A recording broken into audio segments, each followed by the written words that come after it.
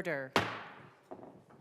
Today, the Pledge of Allegiance will be led by Emma Hendelman and Mackenzie Johnston from Arapahoe High School, Centennial, Colorado, and Avery Hendelman, Lena Preston from Newton Middle School, also Centennial, Colorado.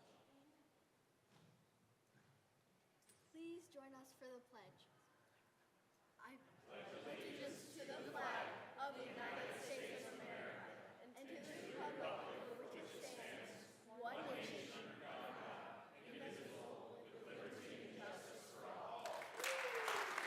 Mr. Schiebel, please call the roll. Thank you so much. Well done. Representatives Armagost, Bacon,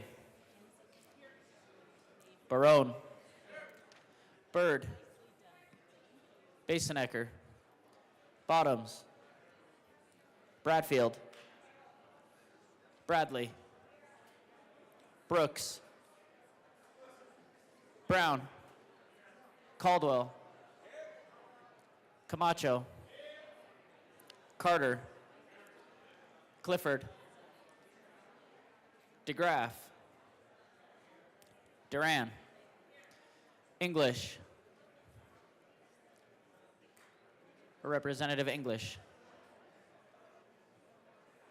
Excused. Espinoza, Foray, Froelich, Garcia, Garcia Sander, Gilchrist, Gonzalez, Hamrick, Hartsook, Jackson, Johnson, Joseph,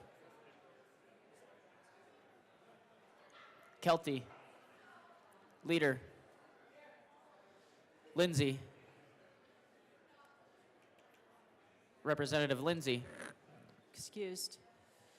Linstead, Luck, Lukens, Mabry, Marshall, Martinez, Morrow is excused, McCormick,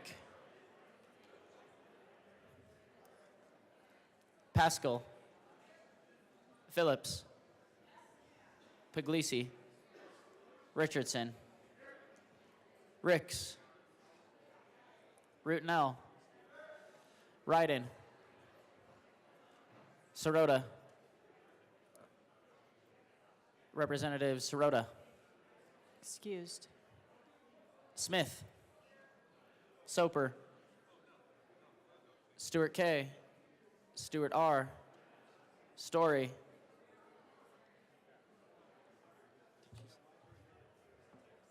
Representative Story,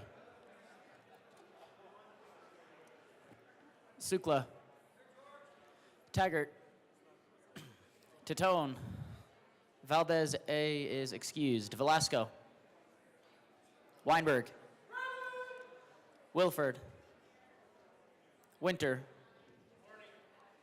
Representative Woodrow is excused, Woog, Zokai, and Madam Speaker. Here.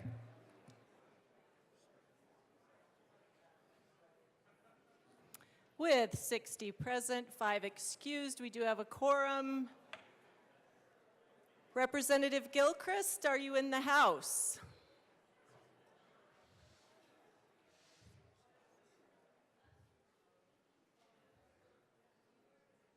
There she is. Representative Gilchrist. Thank you, Madam Speaker. It's a pleasure to serve with you. It is a pleasure to serve with you. Thank you. Madam Speaker, I move the Journal of Friday, March 7, 2025 be approved as corrected by the Chief Clerk. Members, you've heard the motion that the journal be approved as corrected by the Chief Clerk. All those in favor say aye. All those opposed, no. So sorry. The ayes have it. The motion is adopted.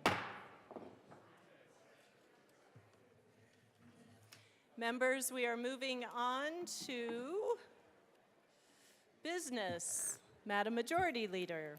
Thank you, Madam Speaker. I move the following bills be added to the special orders calendar today, March 10th, 2025, at 10:15 a.m. House Bill 1240, House Bill 1154, and House Bill 1180. Seeing no objection, the bills listed by the Majority Leader will be added to the special orders calendar for today, March 10th, 2025, at 10:15 a.m. AML Bacon.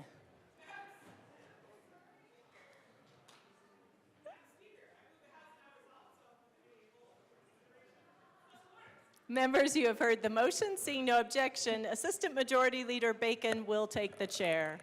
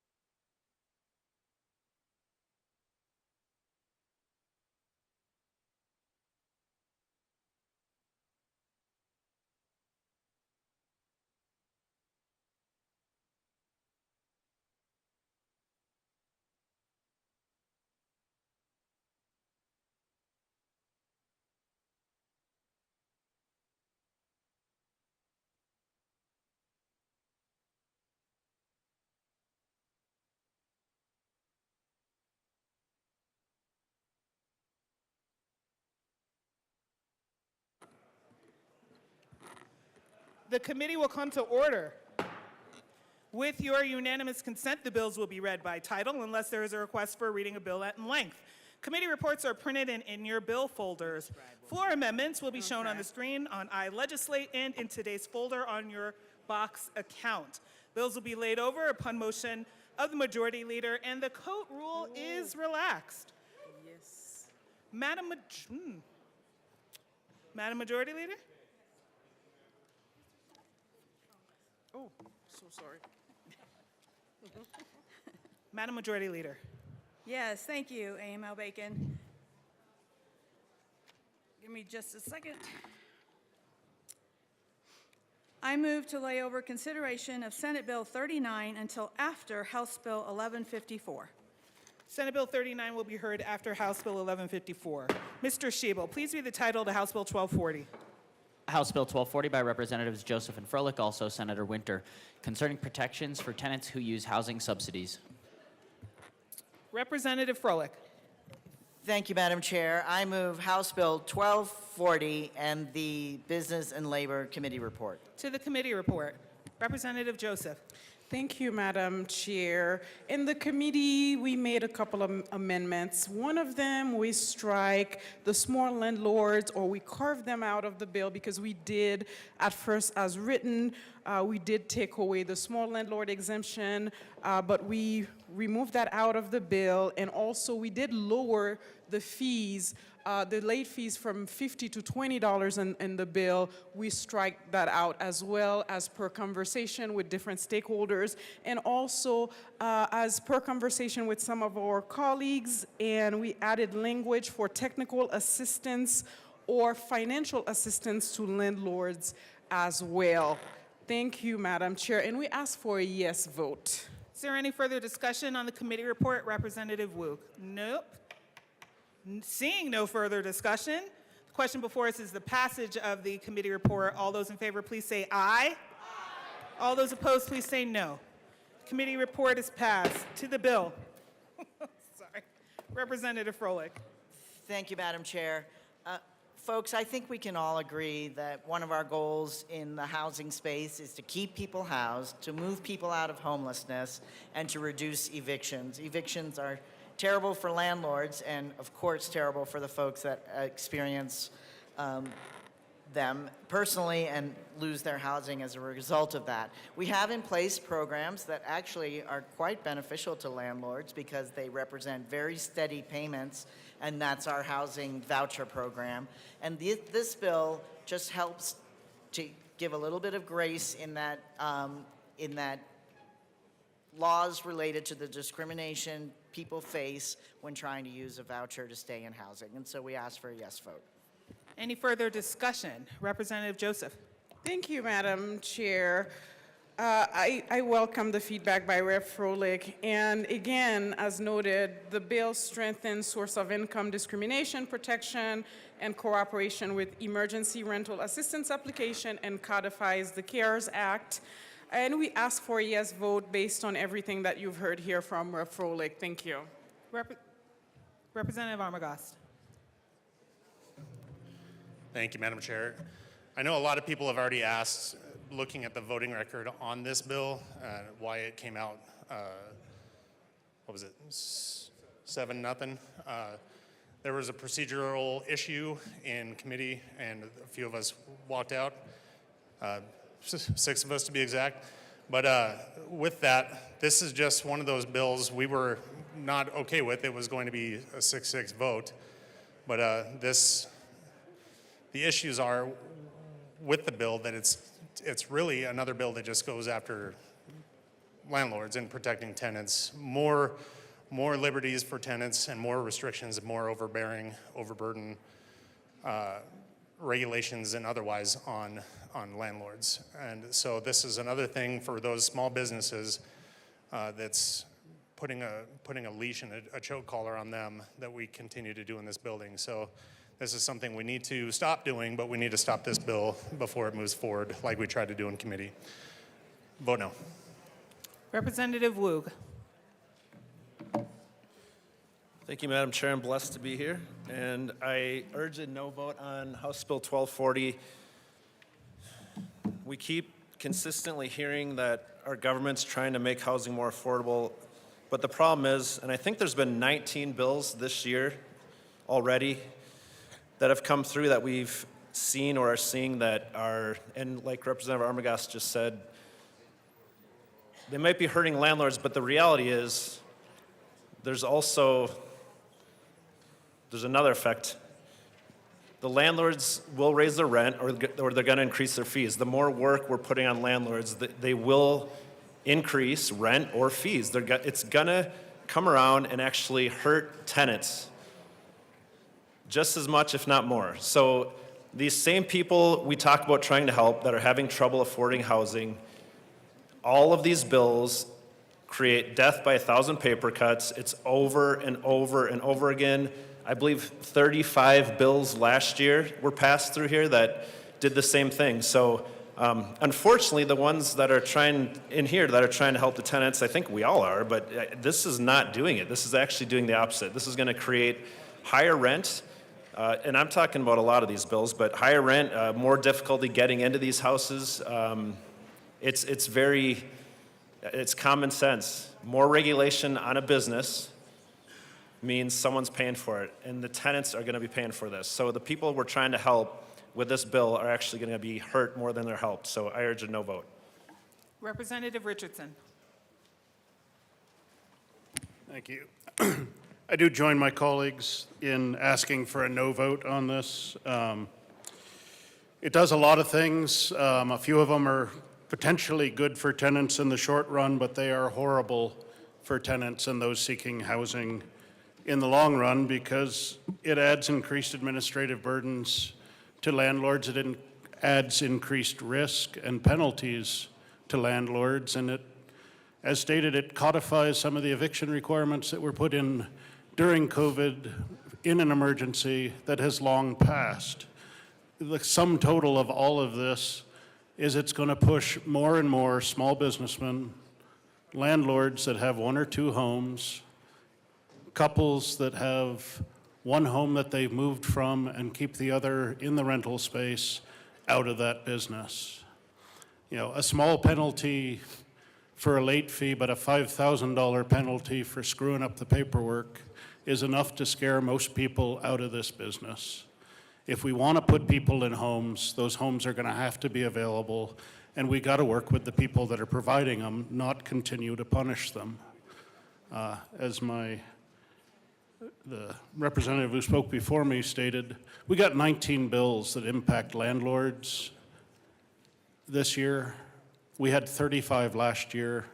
The ground keeps shifting under their feet, and they're going to leave this business behind. We are rapidly approaching the point where the only option is going to be government-provided housing, and that is not the business we need to be in. So I urge a no vote. I urge we stop punishing people that are trying to provide adequate housing for people and start supporting them. But vote no on this. Representative Brooks. Thank you, Madam Chair. Two issues really with this. The policy side, which I'll speak to, and then also procedure side. I'll speak to that as well. You know, part of the summary here, I think is fair, right? You say the Colorado Civil Rights Commission may impose civil penalties starting at $5,000 for landlords who engage in unfair housing practices. Consumer protection kind of comes to mind, right? But the problem, I think, for me, is that when we start talking about landlords, you know, that kind of has a connotation of larger company. You got larger companies kind of taking on small guys, you know, and that's not necessarily the case. As talked about before with my other colleagues here, a landlord can be just a mom and pop, somebody that owns one housing unit, one place that they are renting out. There are a number of my colleagues here that applies to. They have one housing unit that they are renting out.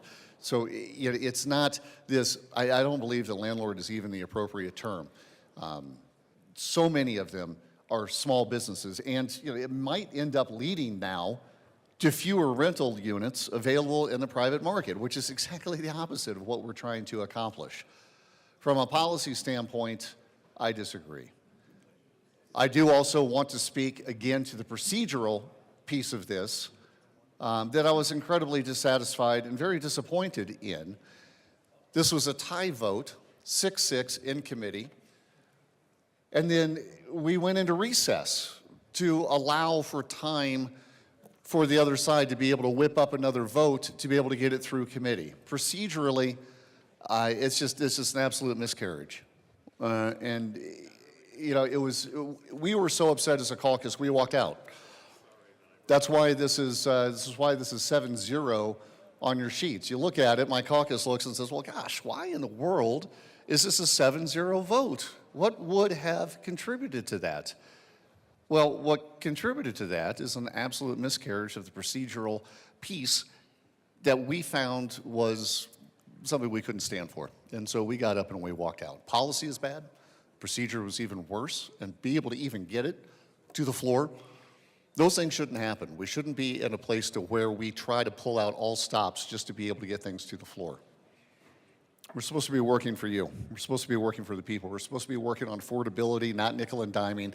We're supposed to be working on the things that you sent us here to do and not trying to pull out all stops to make sure that the things that we want are going through. I would urge a no vote. Representative Mabry. Thank you, A.M.L. Bacon. Members, first I want to speak to the procedural issue. There's a complete mischaracterization of what happened in the business community in this conversation. What happened in the business community was one of our members was on Zoom and was having a technical issue. There was no pausing of the committee to whip anybody's votes. We went into committee understanding that there were 7 yes votes. Somebody was unable to unmute themselves on the Zoom, and we consulted with OLLS staff about what the proper procedure is, and the chair has prerogative to wait until somebody is dealing with a technical issue to vote for the bill. And I think everybody on both sides of the aisle in this chamber would agree that it would be completely unfair that after 6 months to a year's worth of stakeholding, that somebody not being able to operate their Zoom correctly or having technical issues for their Wi-Fi is why a bill failed. I think that's common courtesy that we should offer on both sides of the aisle. I would offer that common courtesy in my committee if a bill I didn't like wasn't going to go through, because maybe even it's because somebody's caught up voting in another committee. That's in the chair's prerogative. We checked in with OLLS on this, and there was no procedural issue. The chair can hold while somebody is having Zoom issues. That's it. No votes were whipped. We just needed to get somebody to the point where the Zoom was working. Another thing I want to talk about is we talk a lot in here about regulations that we have passed in the landlord-tenant space and the increasing burdens that they're putting on landlords and how that's going to increase rent. Well, last year, I'm proud of the fact that we passed some really robust protections for renters that said an eviction must be linked with a cause, right? We passed that. We passed some stronger regulations on landlords who are violating the warranty of habitability, meaning that they're providing homes that are not livable for renters. Last year, we heard when these laws go in effect, the rent is going to go up. Well, about a month ago, the Denver Post put out an article about how rents are going down faster in Denver and Austin than any other place in the country. We also hear all the time in committee, people come and they say, you know, if we pass these regulations, we're going to pack up and get out of the market. Okay, your house doesn't just disappear. We also have a housing crisis in terms of how many homes are for sale in the market. And so you're not going to be able to pack up your real estate property and leave. And so if you don't like the fact that we are strengthening, because let's talk about what this bill does. All this bill does is it provides some slight improvements to the process if a landlord has been proven in court to have violated the warranty of habitability. You know how rare that is? There aren't a lot of attorneys that practice in this space and take these cases all the way to trial. What this is it says in the eviction process, if you are being taken through an eviction and you assert as a defense that your landlord hasn't provided a livable home. Let's talk about what that means. That means there are bed bugs in your home. That means there is mold in your home. That means there's no hot water. I've heard of people that haven't had plumbing in their home. If you can prove to the satisfaction of a judge that that is happening in your home, which, by the way, is really hard to do without an attorney. And we heard in our committee in Judiciary the other day on another bill in this space that 90-something% of landlords have an attorney in these cases, and about 10% of tenants have an attorney in these cases. And so if you have an attorney and if you take it to trial and if you prove that the landlord has done something wrong, this bill provides some additional protections. I also want to speak to the stakeholding of this bill. I totally commend the sponsors of this bill for working with the departments on their fiscal note issue, and that's part of what happened here. But what was mentioned earlier by one of the bill sponsors is that mom and pop landlords were cut out of this bill. I hate the fact that we had to make that amendment because the only thing that touched on mom and pop landlords in this bill was the fact that mom and pop landlords would have to accept Section 8 vouchers.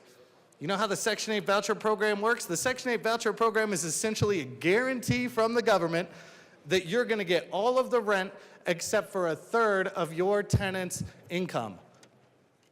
On the Section 8 voucher program, it's a three-way contract between the housing authority, the landlord, and the tenant. If you are on the Section 8 voucher program, you are more likely to get rent from a low-income renter than if you're not, because it's guaranteed. Most of the rent is guaranteed to be paid by the housing authority. And so all this said was you could not reject a tenant if you were a mom and pop landlord just because they have a Section 8 voucher. That's the part of the bill that was cut out. And I hate it when we cut out mom and pop landlords here because we have not passed any laws here that says that people have to accept tenants that aren't paying rent. The eviction process remains the same. And I'll also get on the notice requirement on COVID. One of my colleagues on the other side of the aisle mentioned the notice requirement from COVID that we're extending in this legislation. What that is an extra 20 days, if your property gets tax credits from the government. Mom and pop landlords aren't on LIHTC. These are LIHTC properties. And so the impact that you're having here And we're fighting so hard against is we're fighting against 20 extra days for LIHTC properties, and we're fighting against some additional protections if it's proven in court that your landlord violated the warranty of habitability. That's it. This is a pretty simple bill.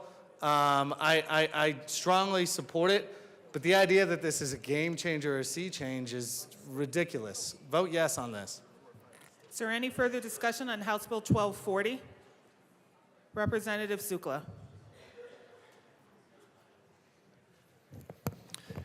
Thank you, Madam Chair. So I said on this committee, one thing that I heard from the other side was that there was already 7 votes. We already knew there was going to be 7 votes. What I do is I like to go to those committees and I like to listen to the witnesses. And then after I listen to the witnesses, then I make a decision. I think that's what the process of the committee is about. So we don't sit on the other side and say, okay, we got 5 votes for this or that or yet. What we do is we listen to the witnesses, and then we make a decision based on what the witnesses have said. I was a Montezuma County Commissioner, and I sat on the Montezuma County Housing Board. We had $32 million worth of property on there, and one of the things about the voucher program was there was a lot of houses out in the country that were participating in the housing in the voucher program. And so with this bill, if you just happen to have a house that has a little bit of mold, all of a sudden now we're going to kick them out of that. This bill right here is a bad bill, and it needs to have a no vote. Thank you. Representative Richardson. Just my colleague from the other side of the aisle made some points that are actually truly horrifying. And thank you, Madam Chair, for the opportunity to speak. So I neglected to say so last time, but yeah. So to get up and try to debate with an attorney, sort of like wrestling with a pig. Everybody gets dirty. The pig likes it. But what was admitted to here just a few moments ago was that it was a shame that small business people, mom and pop renters, were left out of this.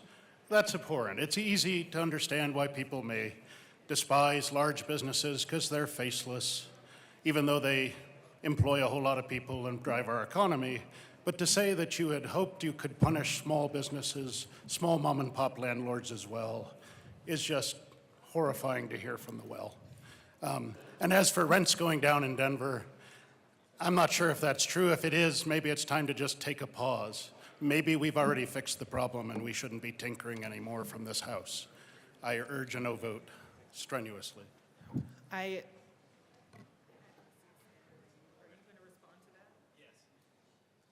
1 second. Representative Mabry. Members, I did not say that we should be punishing mom and pop landlords. I actually just described what was in the bill. The only thing that was in the bill about mom and pop landlords was that the source of income discrimination law that would require a landlord to accept a Section 8 voucher would apply to small mom and pop landlords. That is not punishing them for any wrongdoing. That just says that there is an additional incentive for them to participate in the Section 8 voucher program. To characterize it as punishment that you would have to accept somebody who has a Section 8 voucher is ridiculous, because the Section 8 voucher program guarantees almost all of the rent to the landlords that are participating in the program. That's it. I didn't say anything about the provisions of the bill that harm wrongdoers, because that's already set out in different areas of the law.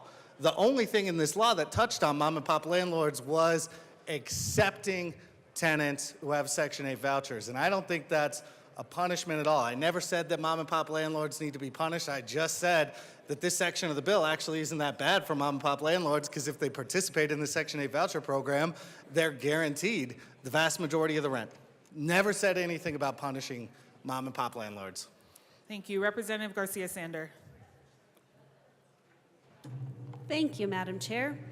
I've said it before, I'll say it again. Today's solution is tomorrow's problem. So in reading through this, I am a mom and pop landlord. We have one rental. And I'm glad that the exemption was added back in for landlords with fewer than 3 or 5. I need to go back and read that more carefully, rentals.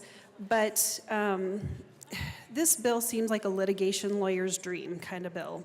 It's going to drive up costs for the mom and pops. I have teachers who work with me who have 1 or 2 rentals, and every time we pass bills like this, it drives up their costs because they say, well, okay, I'm just going to have to add that to the rent. I'll just cover the cost of what that potentially could be. I'll just add that to the rent. So they notch up their rent just a little bit. It's going to reduce inventory. I've said it before, and I'll say it again. We have a rental that we will not be renting again. We'll Airbnb it or find some other use for it, but it won't go out onto the market again because this bill establishes a minimum penalty amount of $5,000 if a person commits any of certain unfair housing violations, and the violation concerns discrimination on the basis of an individual's use of a housing subsidy. That is so wide open to litigation and gray. Go after the offenders. This is not every landlord. This is not every property owner who rents their property. Go after those offenders when that comes up, but you are blanketing all landlords with language that implies that they're guilty before charged. Today's solution is tomorrow's problem. Please vote no. Representative DeGraff.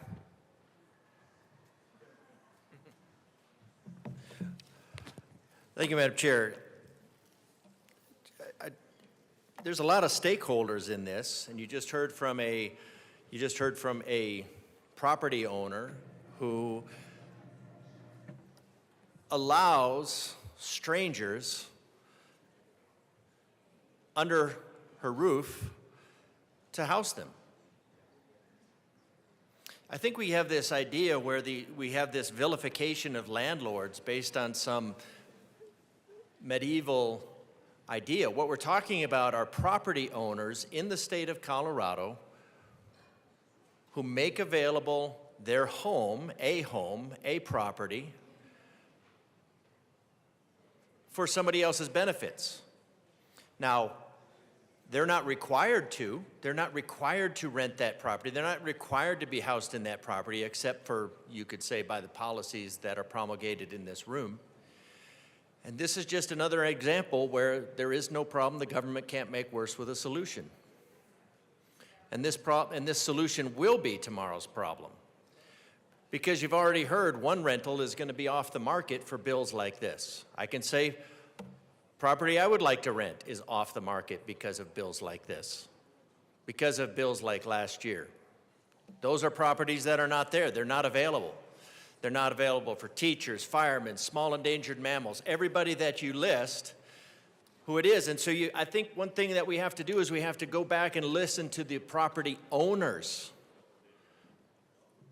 It's not a crime to own a property. Well, it's becoming a crime to own a property, but it should not be a crime to own a property. I know that Uncle Carl's top thing on the agenda to get rid of the middle class is the abolition of private property, but that just creates a feudal state where everybody's a slave. And we should want to avoid that. And what we're doing, the government is continually inserting itself into this market. Why do we not talk to the housing, the people, and say, the people who own the properties, and say, why would you not want to rent to Section 8 housing? Because there's a market. There is a definite market there, and it has a supply side of cash behind it. But instead of getting to the root of the problem of why they might not want to accept Section 8 housing, and I don't know why they might not, they get 2/3 of the rent. They get the rent up to 1/3 of the income. Who knows how much that income is? But Section 8 housing is always dependent on the processes of the government. And the government is you. The government is always willing to come in and lay the heavy hand of government behind it to fix the problems that it created. They're more likely to get rent, but there are people that don't want to accept Section 8 housing. Have you gotten to the bottom of why they don't want to accept Section 8 housing? Is it a mandatory thing now that they become servants of the government by putting their property up for rent, that they have to do the bidding of the government?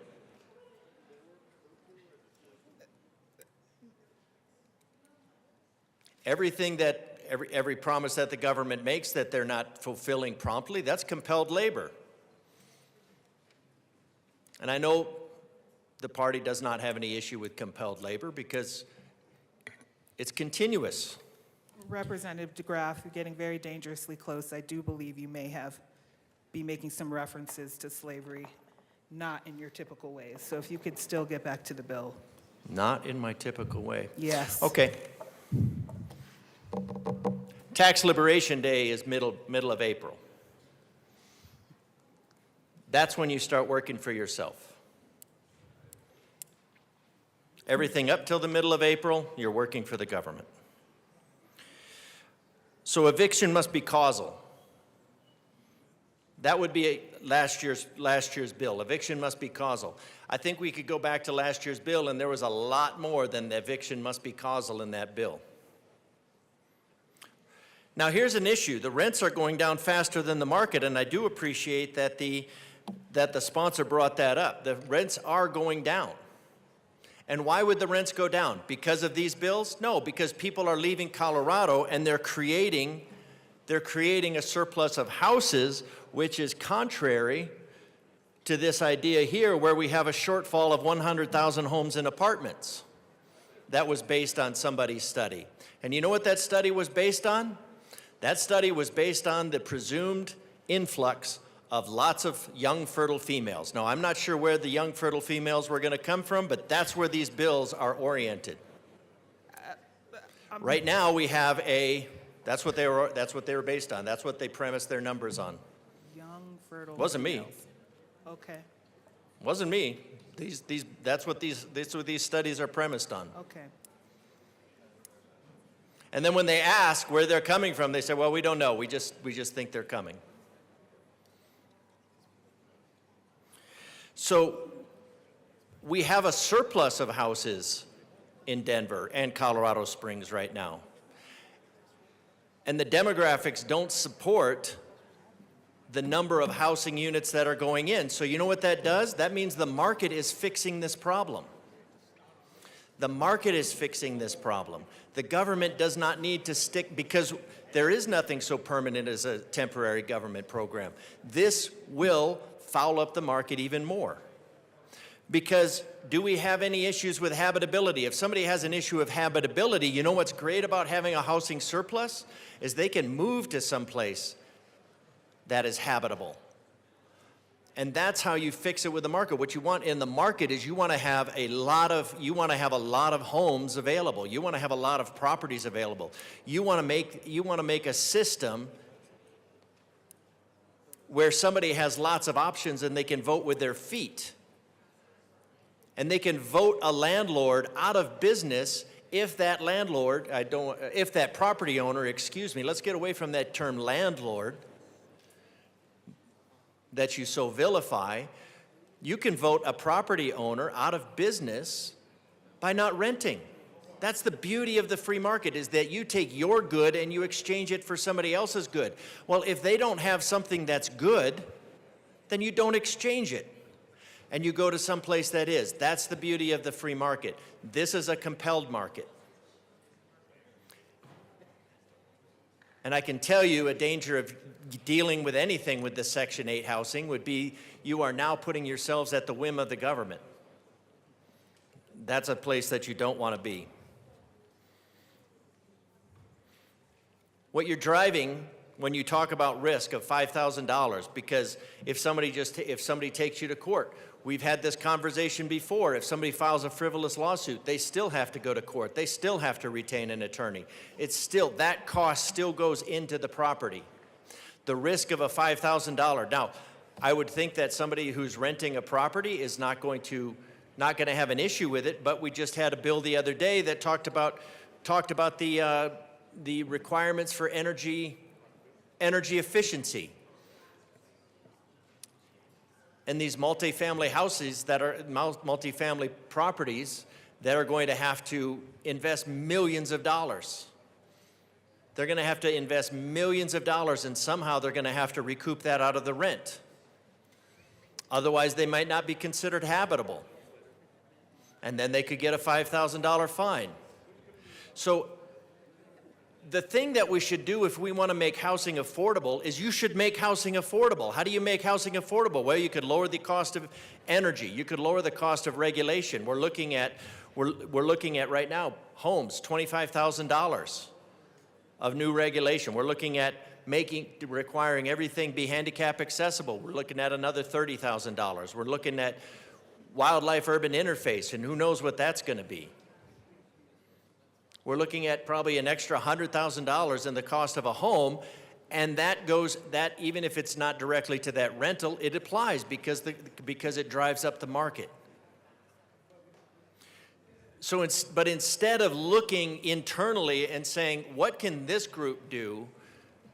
What has this group done? What has this General Assembly done to drive up the cost of housing? It just says, oh, we've driven up the cost of housing, so we're going to require the citizens of Colorado to take the brunt of that.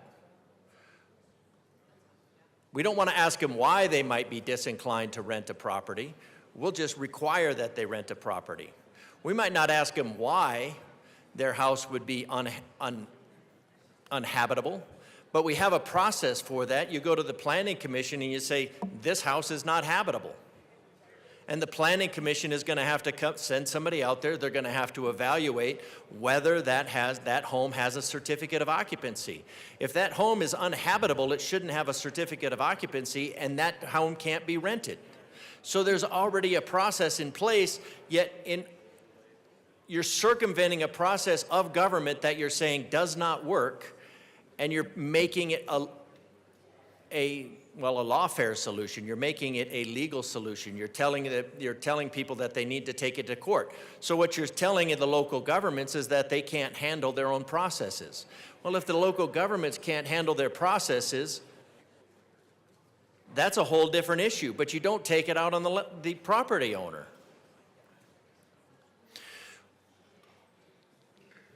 We haven't even addressed why property prices might go up, which would be 22.5% devaluation of wages based on government spending in the last 4 years due to Bidenomics. Unprecedented. Representative DeGraff, this bill, can we please debate 1240, which requires a landlord who initiates an eviction proceeding for non-payment of rent against a tenant to comply with certain notice requirements set forth in federal law? Thank you, Madam Chair. I think landlord is prejudicial language, but I guess that'll be for another conversation. We have higher rent, but the market is a surplus. That's driving rents down. It's driving rents down because people are leaving the state. People are putting their homes on the market because they can't keep up. They can't keep up with the regulations out of this body. Administrative burdens, penalties. We need to ask these people why they're in the business of renting properties so why on earth would they turn somebody down? They want a family in that home, and they want to receive payment for it. Why would they turn down free money? But instead of asking that, you say, well, we'll penalize you for not accepting free money. The need for this bill is predicated on fabrication. We have a market that is solving the problem because The rules and regulations that are coming out of this building are driving people out of Colorado and creating a surplus. So if you want to help, and then we're leaving money in the ground. We're leaving jobs in the ground. We're leaving that circular, so we're taking away the means of the people to pay their rent, and then the only solution that you can come up with is to penalize the people, the property owners that are willing to engage in the rental market, still and do that, and you're doing these things that will push those properties into corporate ownership, make them less affordable. Because the algorithm to fix rent is called Monday morning staff meeting at that point. So this body, yes, we need to look at how to make things more affordable, and the way to make things more affordable is to stop making them less affordable. The bill mill needs to slow down,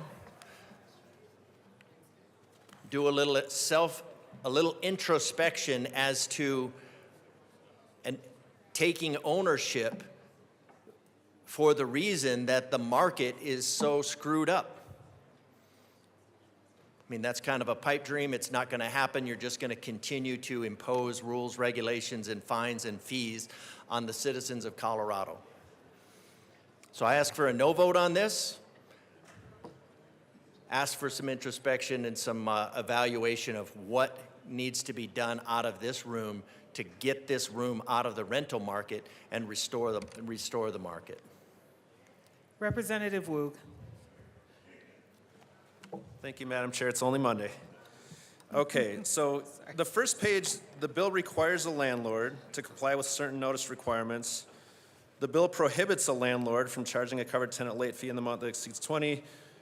The court must order a reduction, the court must order a reduction, ... and order the landlord. The landlord must. So I'm going to replace landlord with business owner because they are.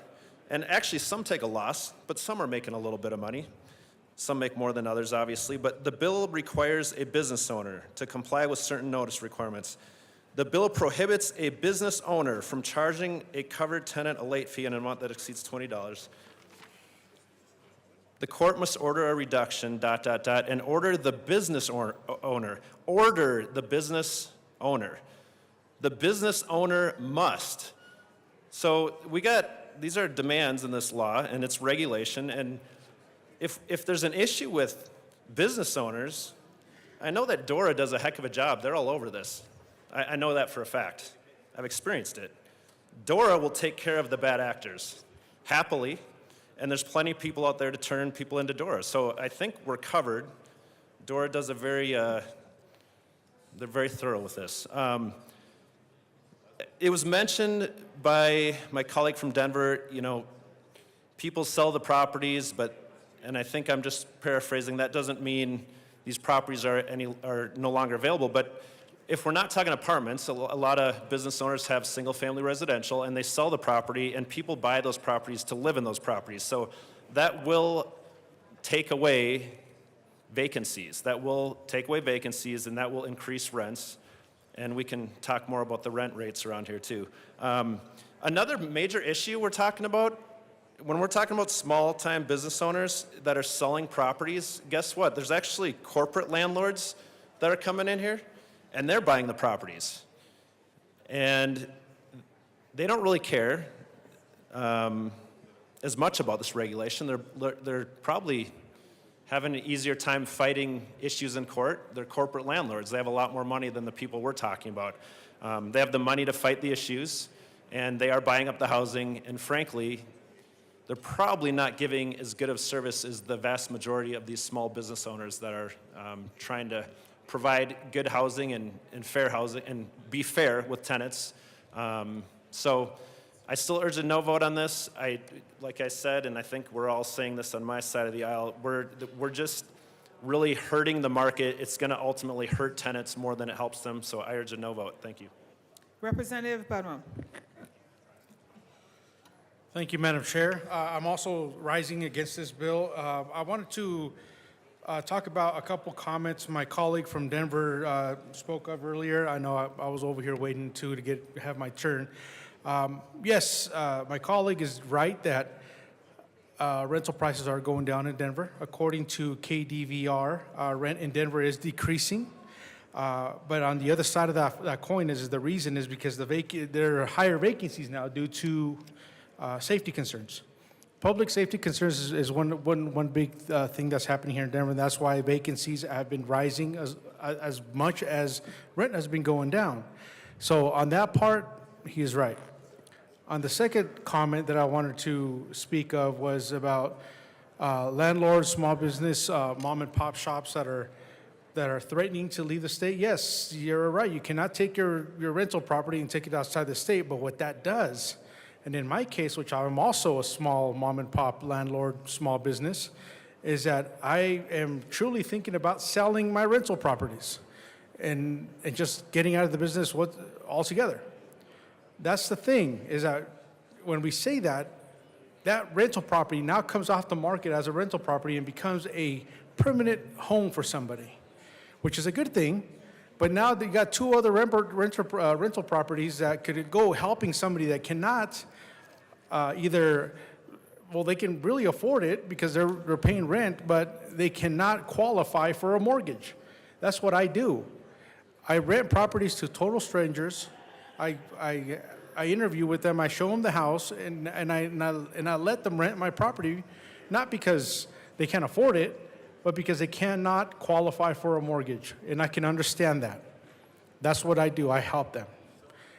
But now that if I sell my rental properties and get out of the business altogether, that's two less rental properties on the market. I don't think that's the intent of this bill, but that's what it's going to do. That's the unintended consequence of nickel and diming small business owners, small rental property owners. That's what happens. And that's not a threat. It truly is happening. Vacancies are going up. What do you think is going to happen with those vacancies? They're probably going to be sold. So those are the two things that I wanted to talk about, and I urge a no vote on this bill, please. Thank you. Is there any further discussion on House Bill 1240? Seeing none, the question before us is its passage. All those in favor, please say aye. Aye. All those opposed, please say no. No. The bill passes. Mr. Schiebel, please read the title to House Bill 1154.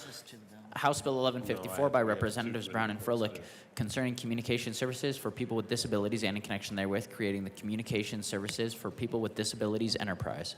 Representative Brown. Thank you, Madam Chair. I move House Bill 1154, the Health and Human Services Committee report, and the Appropriations Committee report. To the Appropriations Committee report. In the Appropriations Committee, we made some small changes related to making sure that any funds related to the enterprise are annually appropriated. And we also made some appropriations adjustments, and we'd ask for an aye vote. Is there any further discussion on the Appropriations Committee report? Seeing none, all those in favor, please say aye. Aye. Aye. All those opposed, please say no. The committee report is adopted. To the Health and Human Services Committee report, Representative Brown. Thank you, Madam Chair. I move Amendment L004 to House Bill 1154. To the committee report. Sorry, to the committee report, to the Health and Human Services Committee report, and ask that it be properly displayed. Sorry.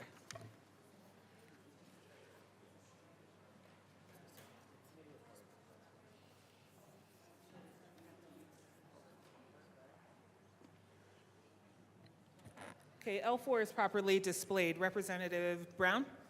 Thank you, Madam Chair. This amendment makes some very technical changes to our bill, including a typo that misspelled the word Colorado. And so we'd ask an aye vote.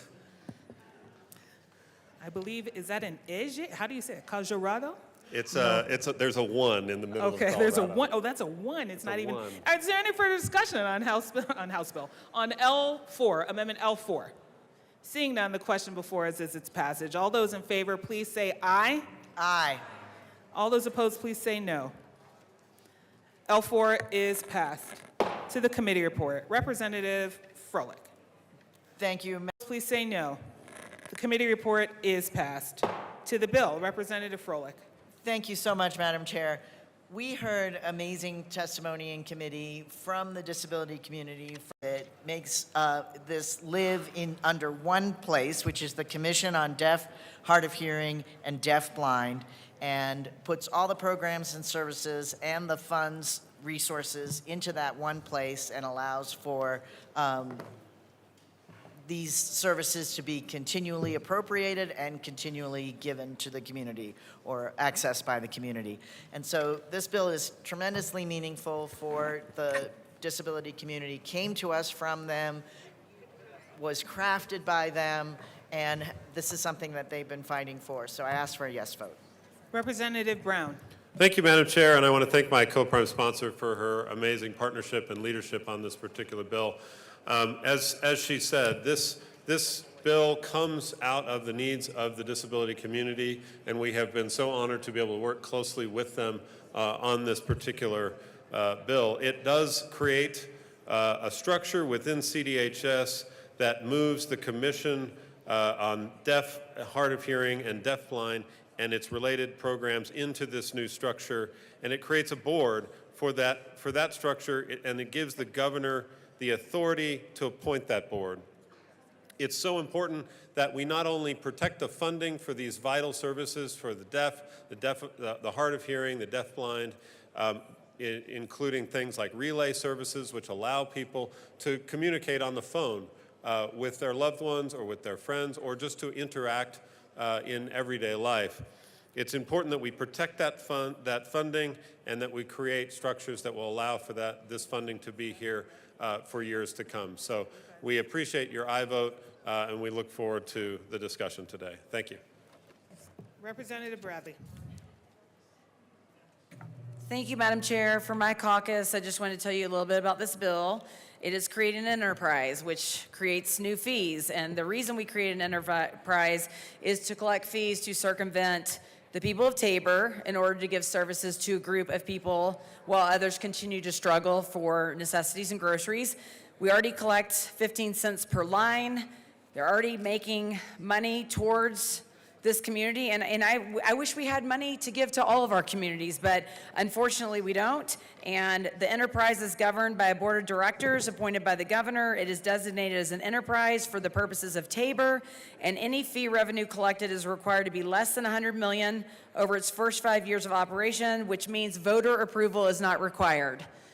We can't keep doing this. We're $1 billion in debt. We can't keep going after Tabor. It's the one thing that's making us responsible in the state. And the voters keep telling us, please keep your hands off of Tabor. Please keep your hands off of Tabor. We're going to vote for it again. Please keep your hands off of Tabor. And so now we have made the decision, Taxpayer Bill of Rights. I should stop saying Tabor. Taxpayer Bill of Rights. Now we've made the decision to create fees and enterprises so we can circumvent the people of Tabor, because this body knows who deserves the money better than the people of Colorado. That is not fair. It is not right. Put this bill, kill this bill. It's not good governance. There's people in Colorado struggling with basic necessities, groceries, the cost of inflation. We can't keep creating enterprises to benefit one group of people while others are struggling. I urge a no vote on this bill. Thank you.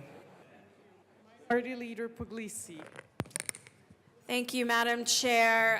Our caucus has a few priorities that we laid out on opening day. One of them is to protect the Taxpayer Bill of Rights and to stand up against new enterprises, even if they are for a great cause. And I can't say how each member of my caucus will vote. They vote individually, but this is a priority and definitely something that people at the doors were talking about, making sure that we protect the Taxpayer Bill of Rights and stop the nickel and diming of Colorado. So despite this great cause, I'm against any new enterprises and it would be a no vote. Thank you. Thank you. Are there any further discussion? Rep. DeGraff.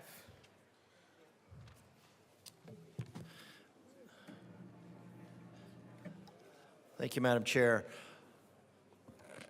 One of the things that we all took an oath to, depending on, regardless of how you feel about it, is the support of our Constitution. And one of those things in the Constitution is the Taxpayer Bill of Rights.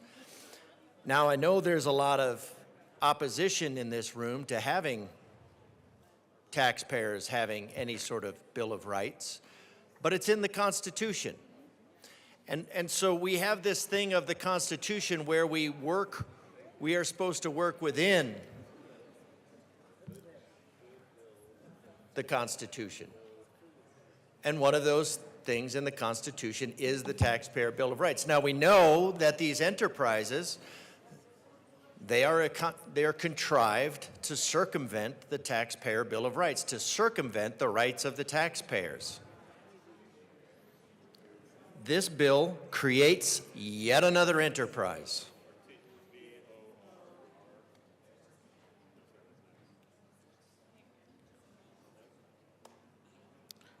Go ahead, Rep. DeGraff.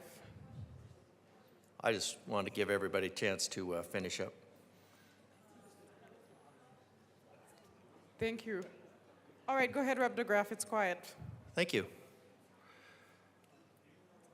So this bill, with the good intentions, and there's probably a lot here, but I feel like we have one layer of government that's doing some of this, at least some of this, and then we're going to put another layer of government, and then we're going to take those fees and we're going to apply 77%. I'm not sure what happens to the other 23%. But why do we need, if this is a priority, why is it pushed off on the side? Why is it so important to circumvent the Taxpayer Bill of Rights? Once again, circumventing the Taxpayer Bill of Rights for your good intention. If it's a good program, make it a priority. Let's have it. Let's have this discussion. Let's put it in the actual budget, not taking $3,444,653 of over extractions from the taxpayers to circumvent the rights which they said they wanted. They said, we want you to come to us whenever you're going to raise our taxes. This is saying, we are going to raise your taxes and we will not ask you. That's all it is. We have a good intention, we're going to raise your taxes, we're not going to ask you. I think it's insulting to the taxpayers. It's insulting on a daily basis to the taxpayers. It's just, we are going to the taxpayer of Colorado, every time you see this, they are circumventing the Bill of Rights that you asked for because they do not want to come to you and ask you for more money. They just want to take it. It's always a matter of taking. So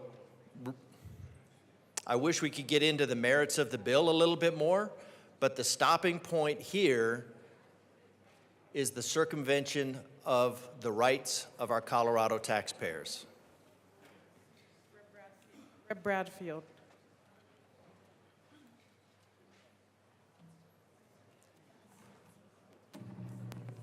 Thank you, Madam Chair. I too rise and come up here and speak in opposition to this bill. In fact, one of my former bills had to do with this Colorado Commission for the Deaf, hard of hearing, and deaf-blind, and was setting up permanent, not permanent, but allowing them to continue for the next couple of years because they had a sunset. And so I wonder if the sponsors of this bill had an issue with the committee, and were they not doing the job that they had been charged to do. The money comes from a tax put on our cell phones. We pay it monthly, and it's telephone users with disability fund. And they use that money to anybody across the state that has a hearing or vision problem to help them find and get communication services that will allow them to live more comfortably. This was setting up a committee that is appointed by the governor, and to do exactly what the commission was doing. And so I think the commission was doing just fine. So I don't see a need for this bill and urge a no vote. Thank you. Rep. Stewart, and then Rep. Garcia Sanders. Thank you. Thank you, Madam Chair. It is a pleasure to serve with you. It is truly an honor to serve with you.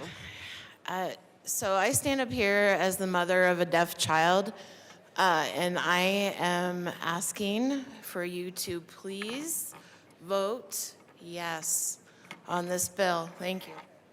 Thank you. Rep. Garcia Sanders. Thank you, Madam Chair. So this bill may provide benefits to people who have disabilities, but only if it can be self-funding. Consistently, when these enterprises are created, they become a burden on taxpayers. And as of fiscal year 23-24, the Colorado Commission for the Deaf, Hard of Hearing, and Deafblind received $3.18 million in total funding from both reappropriated funds and the general fund. For an agency to be an enterprise, it must receive no more than 10% of its funding from government subsidies. If the communication services for people with disabilities enterprise is to remain an enterprise without cutting any services or superficial costs, it must bring in $2.86 million in cash funds. This bill will create an enterprise that will utilize transferred funds, essentially making this enterprise not an enterprise within its first year, and make the $3.5 million in fees not applicable to TABOR refunds due to the enterprise status of this program. Fees like this really are taxes, and this circumvents TABOR. We probably already have too many enterprises as it is now. It's a well-intended bill, but it does offend TABOR and those who voted for it. Please vote no. Thank you, Rep. Garcia Sanders. Rep. Hartsook. Good morning. Thank you, Madam Chair. Thank you. So I have run legislation, supported legislation for disabilities. We've also in this chamber supported legislation for the deaf and blind school down in the Springs. We have consistently set aside funding. However, now we are deeming that that isn't working, so we are therefore going to create an enterprise. On page 3, it specifically states, the Americans with Disabilities Act of 1990, this is United States Code, says Colorado has a duty to provide equivalent access to state government and public accommodations to the deaf, hard of hearing, deaf blind community, and the blind and print disabled community. So we've already got an obligation. We have a requirement. We've had it in taxes, but now we're going to bypass the system that we've been using and create an enterprise to bypass that and charge the enterprise with doing things. So now we're going to have two systems. You got one's an enterprise, and then the other one under the tax-based system. By and large, when you start creating parallel entities, in and of itself, excuse me, in and of itself, it creates inefficiency. And then the enterprises, as a fee, which is a tax, but they'll call it a fee, completely bypasses the taxpayer Bill of Rights.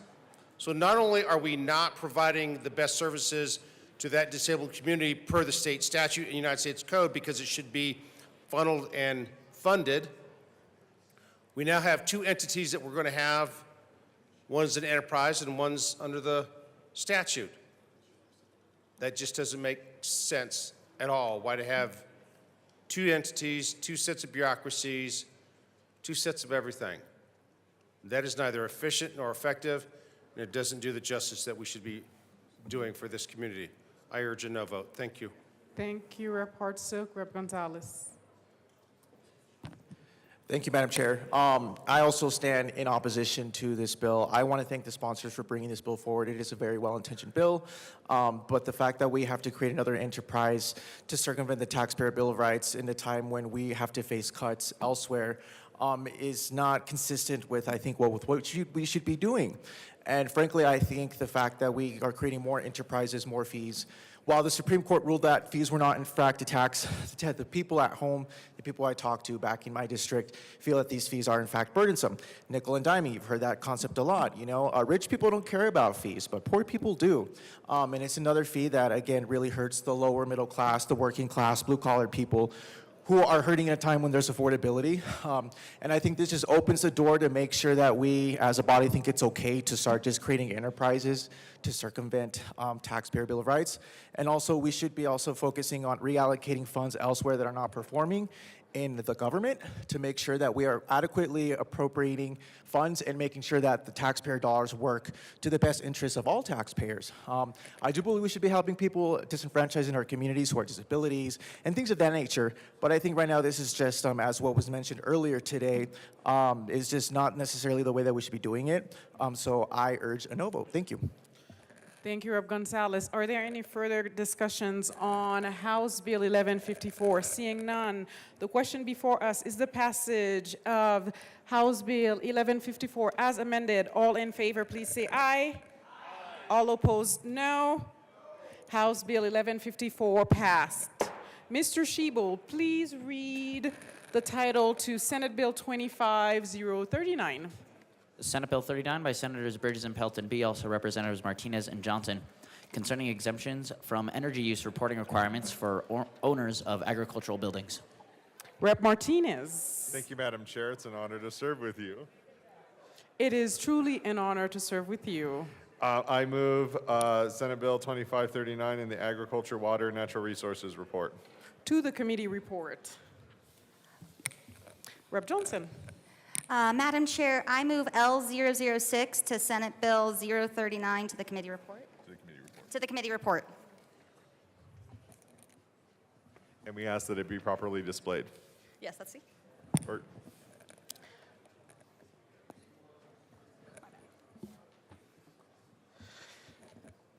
AL06 has been moved and properly displayed. Rep. Martinez, to the committee reports amendment. Thank you, Madam Chair. We actually asked for it to be displayed slightly to the left. It is properly displayed. To the left. All right. To the left. Members, this came up in committee to making sure that we were also implementing items that are not for rent or for sale. Included in that, that came up in our discussion in committee. We wanted to make sure that we included that as a part of that, just to making sure if somebody does have a building or a piece of equipment for sale, that way they weren't prohibited from being included in the bill. So we urge an aye vote.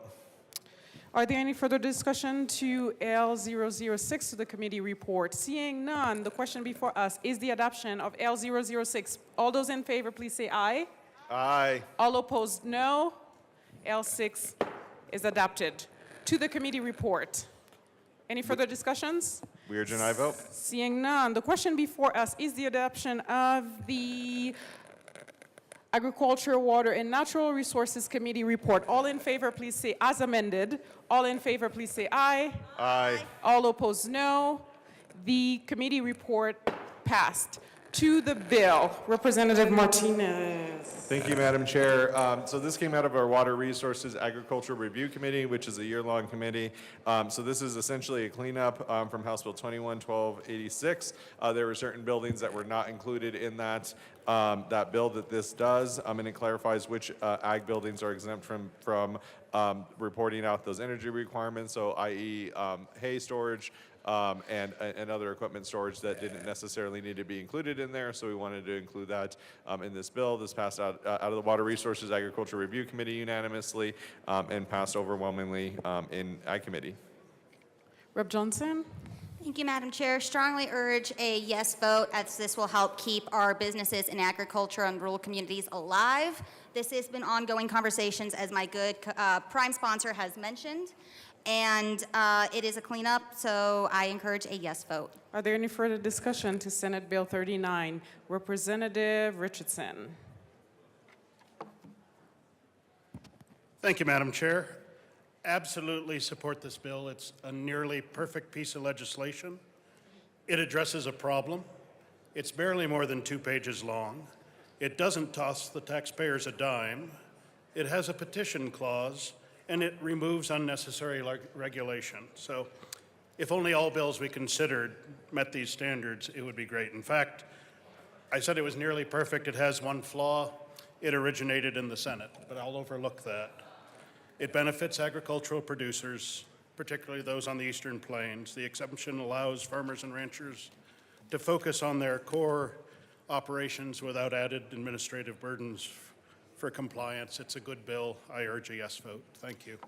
Are there any further discussion to Senate Bill 39? Seeing none, the question before us is the passage of Senate Bill 39 as amended. All in favor, please say aye. Aye. All opposed, no. Senate Bill 39 passes. Mr. Shebo, please read the title to House Bill 1180. House Bill 1180 by Representatives Duran and Armagast, also Senators Bright and Roberts, concerning prohibiting certain transfers of pet animals in public spaces. AML Duran. Thank you, Madam Chair. I move House Bill 1180 and the Business Affairs and Labor Committee report. To the Business Affairs and Committee report.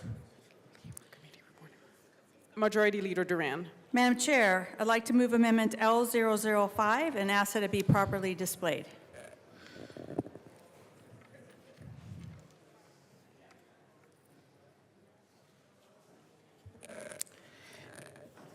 L005 is properly displayed and moved to the amendment. Majority Leader Duran. Thank you, Madam Chair. So L005 amends the committee report to ensure that a pet animal is present at the public space and exempts hunting dog breeds and trained for lawful hunting, and I ask for a yes vote. Are there any further discussion to L005? All in favor? Seeing none. All in favor, please say aye. Aye. Those opposed, no. The amendment is adopted. To the committee report, Majority Leader Duran. Thank you, Madam Chair. In committee, we passed two amendments that made it clear that local governments are still able to make their own rules about this issue, and we additionally exempted AKC and other registered dog breeders who transfer dogs at licensed shows and events. We also made clear that the exemption for livestock is for the sale of livestock, not just sale at livestock events. Are there any further discussion to the committee report?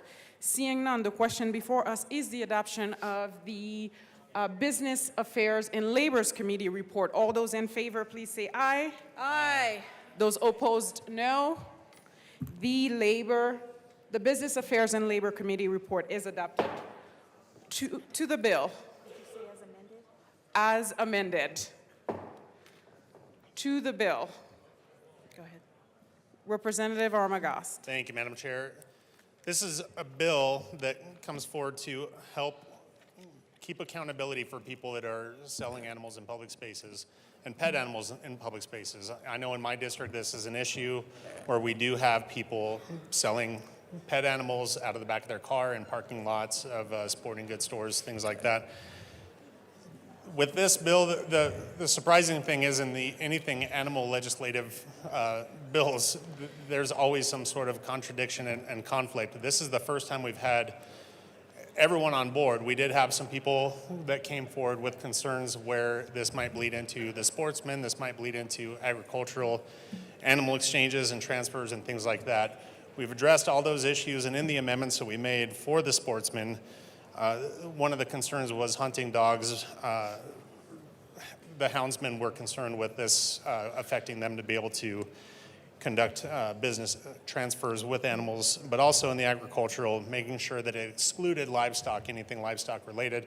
This is specifically for pet animals. So with all the stakeholding we were able to do, it was great to be able to have those conversations, even some of them that were last minute, but it was good that we were able to help clarify and bring people to a good space, good place in this bill. So I encourage a yes vote.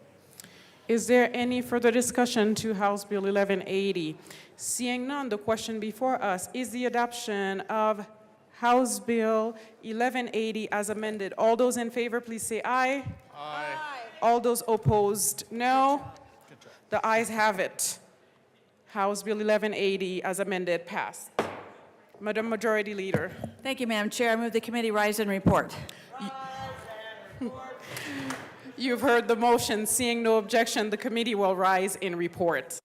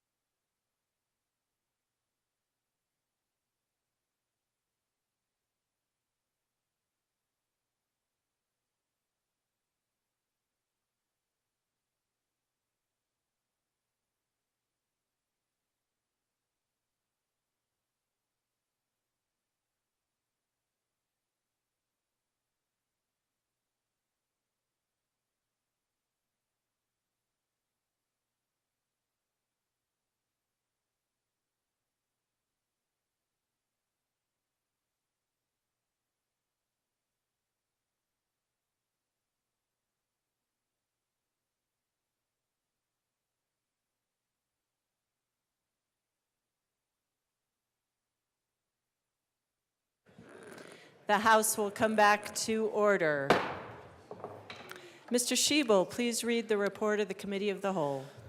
Madam Speaker, your Committee of the Whole begs leave to report as under consideration the following attached bills, being the second reading thereof and making the following recommendations thereon. House Bills 1154 as amended, 1180 as amended, 1240 as amended, passed on second reading, ordered, engrossed, and placed on the calendar for third reading and final passage. Senate Bill 39 as amended, passed on second reading, ordered, revised, and placed on the calendar for third reading and final passage. Representative Joseph.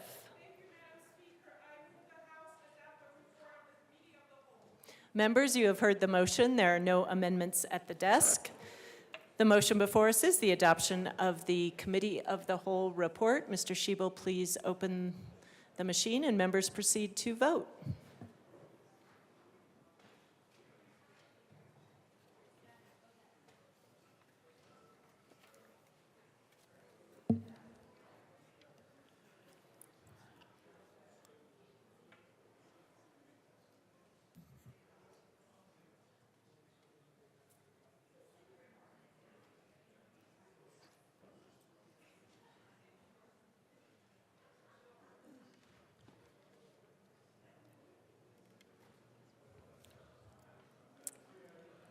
Pascal. Lindsay is excused. Please close the machine.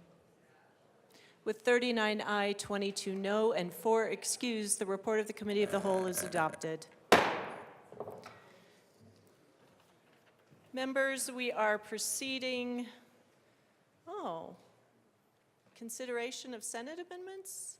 All right, let's do it. Madam Majority Leader. Thank you, Madam Speaker. Let's do it. I move to proceed out of order for consideration of Senate amendments to House bills. Seeing no objection, we will proceed out of order for consideration of Senate amendments to House bills. Mr. Schiebel, please read the title to House Bill 1029.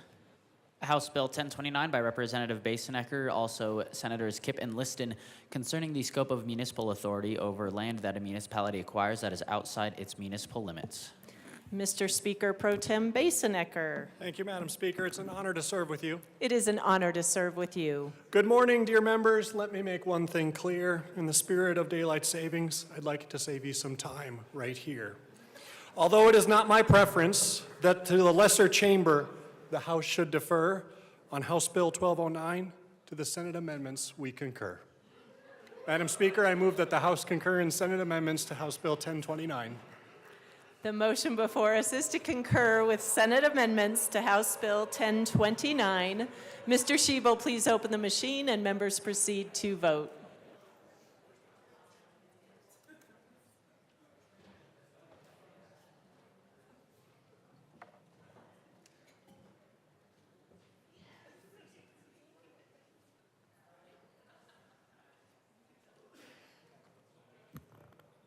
Lukens, Pascal, Phillips, Sirota.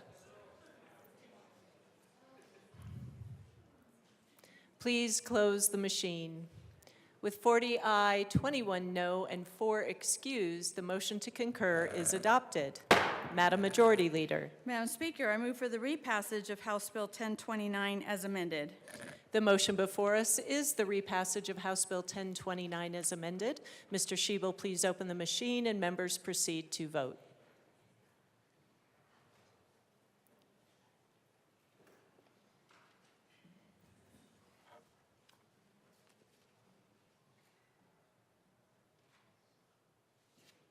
Please close the machine. With 40 aye, 22 no, and 3 excused, House Bill 1029 as amended is repassed. Co-sponsors.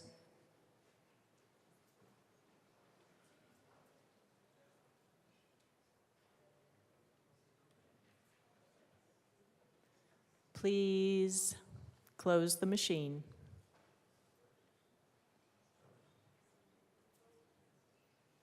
Mr. Schiebel, please read the title to House Bill 1114. House Bill 1114 by Representatives Carter and Espinoza, also Senators Gonzalez and Weissman, concerning allowing the defense to review a tangible object in preparation for a criminal trial. Representative Carter.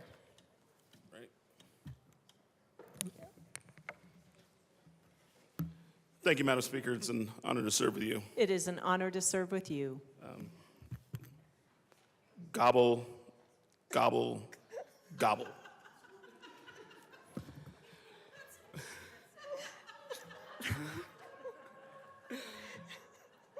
Madam Speaker, I move that the House concur with the Senate amendments to Bill 1114. Yes, I move. He did move. Members, do you want to explain? Representative Espinoza. Okay. The other chamber had to address this bill by adding 2 words, designated and. We concur in those 2 words. And ask for an aye vote. Seeing no further discussion, the motion before us is to concur with Senate amendments to House Bill 1114. Mr. Shebel, please open the machine and members proceed to vote.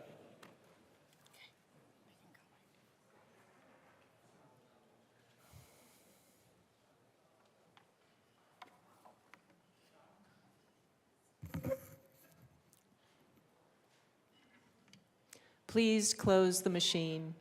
With 41 aye, 21 no, and 3 excused, the motion to concur is adopted. Madam Majority Leader. Madam Speaker, I move for the repassage of House Bill 1114 as amended. The motion before us is the adoption of House Bill 1114 as amended, not adopted, but repassed as amended. Mr. Shebel, please open the machine and members proceed to vote.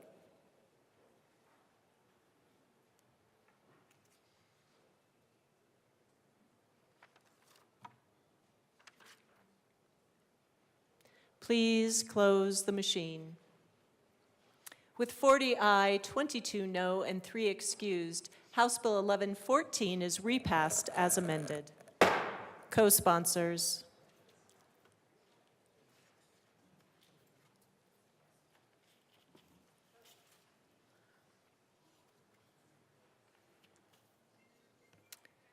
Please close the machine. Members, our next order of business is 3rd reading. Mr. Shebel, please read the title. Madam Majority Leader. Thank you, Madam Speaker. I move to lay over House Bill 1169 until tomorrow. House Bill 1169 will be laid over until tomorrow. Mr. Shebel, please read the title to Senate Bill 28.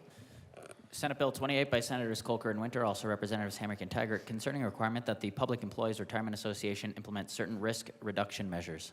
Madam Majority Leader. Madam Speaker, I move Senate Bill 28 on 3rd reading and final passage. The motion before us is the adoption of Senate Bill 28 on 3rd reading, final passage. Mr. Shebel, please open the machine and members proceed to vote.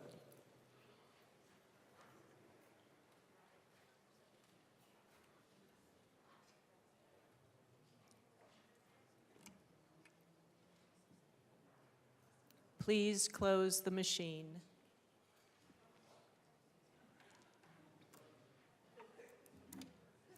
With 62 aye, 0 no, and 3 excused, Senate Bill 28 is adopted. Co-sponsors.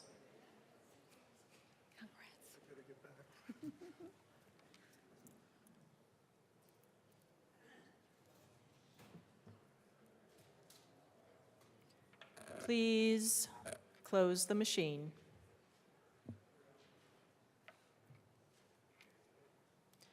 Mr. Shebel, please read the title to House Bill 1203.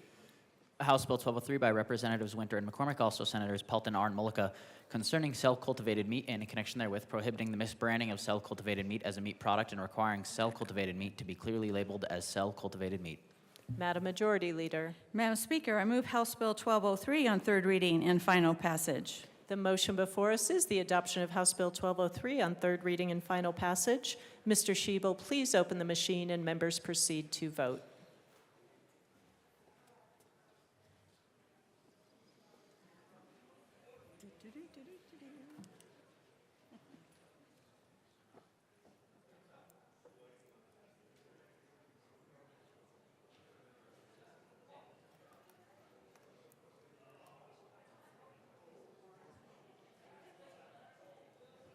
Pascal.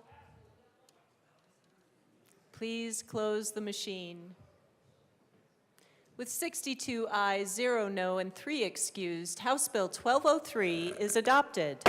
Co-sponsors.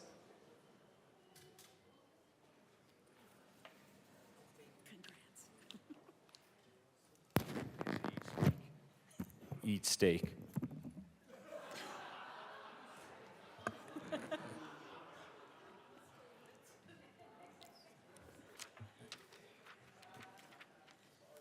Please close the machine. I'll own it, I'll pay it. Mr. Shebel, please read the title to House Bill 1185. House Bill 1185 by Representatives Froelich and Wilford, also Senator Weissman, concerning court proceedings for a parent-child legal relationship when the child was conceived as a result of a sexual assault. Madam Majority Leader. Madam Speaker, I move House Bill 1185 on third reading and final passage. The motion before us is the adoption of House Bill 1185 on third reading, final passage. Mr. Shebel, please open the machine and members proceed to vote.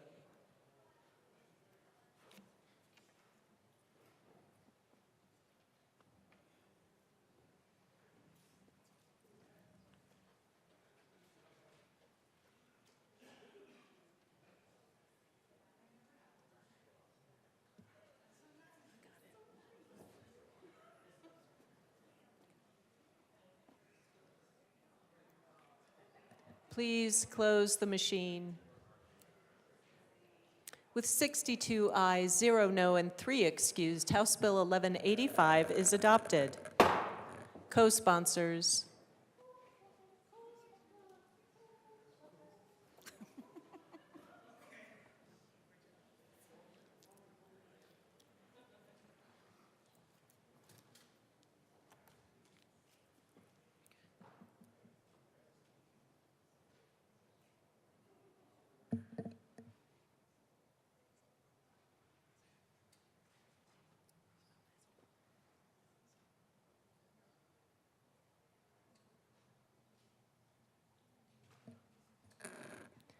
Please close the machine.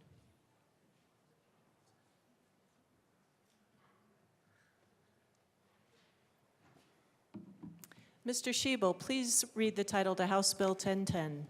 House Bill 1010 by Representatives Okai and Brown, also Senator Weissman, concerning a prohibition against engaging in price gouging. Madam Majority Leader. Madam Speaker, I move House Bill 1010 on third reading and final passage. The motion before us is the adoption of House Bill 1010 on third reading, final passage. Mr. Shebel, please open the machine and members proceed to vote.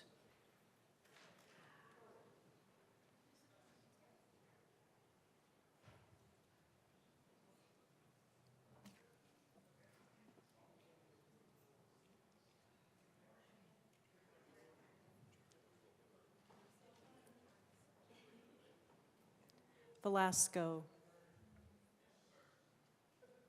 Please close the machine. With 38 aye, 24 no, and 3 excused, House Bill 1010 is adopted. Co-sponsors.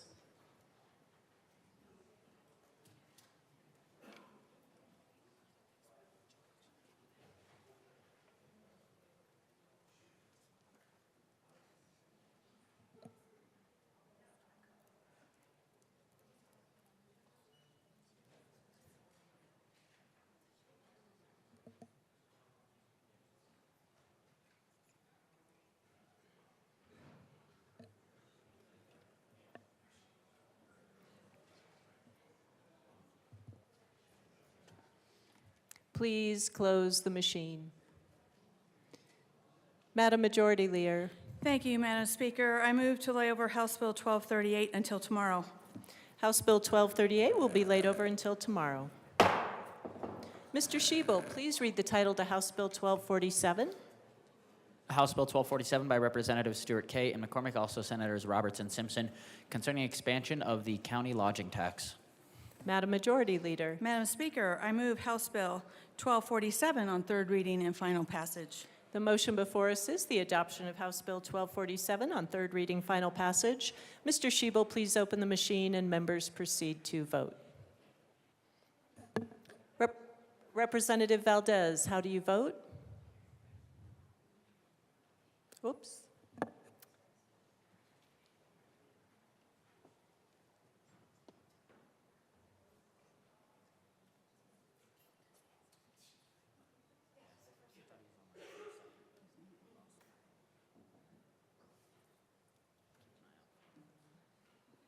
Please close the machine. With 42 aye, 20 no, and 3 excused, House Bill 1247 is adopted. Co-sponsors.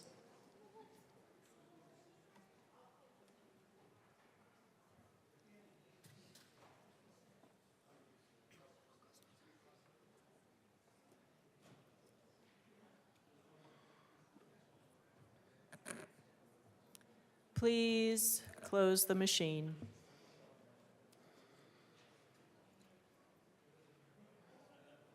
Mr. Shebel, please read the title to House Bill 1197. House Bill 1197 by Representatives Smith and Taggart, also Senators Amabile and Ball, concerning requirements related to electrical assisted bicycles offered for sale in the state. Madam Majority Leader. Madam Speaker, I move House Bill 1197 on third reading and final passage. The motion before us is the adoption of House Bill 1197 on third reading and final passage. Mr. Shebel, please open the machine and members proceed to vote.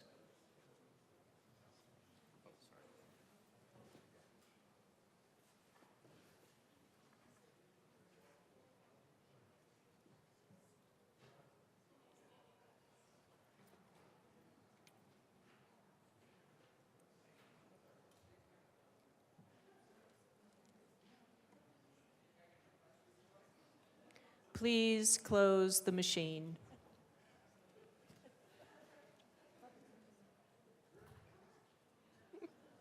With 46 ayes, 16 no, and 3 excused, House Bill 1197 is adopted. Co-sponsors.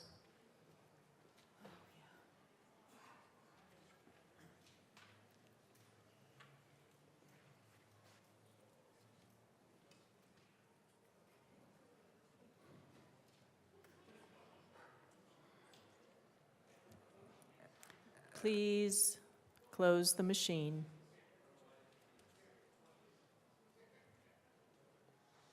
Mr. Shebel, please read the title to House Bill 1266.